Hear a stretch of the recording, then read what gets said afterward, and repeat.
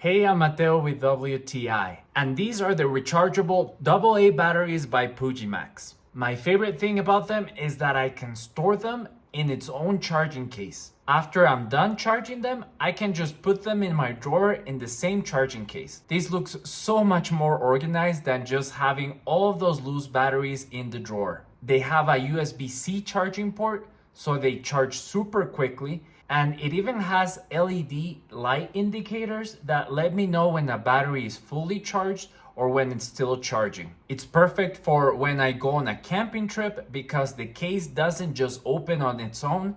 It has a nice locking mechanism, so the batteries are always dry, always safe and secure in this case. They last a very long time, so it's perfect to use in my remote controllers and also for my camping flashlight. This is a great way to charge, store, and carry my rechargeable batteries without losing them.